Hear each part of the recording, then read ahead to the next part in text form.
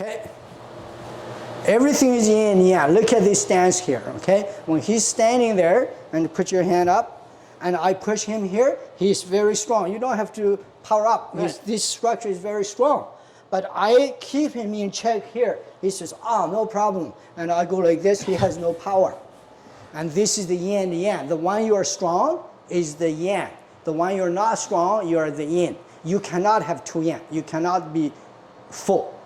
But you can through training. We naturally only have one power. The other side, no power. So I did it to you, you do it to Jerry. Find the power. Find the place where he's very strong. Push into his rear foot, perfect alignment. Yep. Now, I hold him there, make it easier, and you find 90 degrees and poke. Yeah, there's nothing there. So it takes two of us to find it.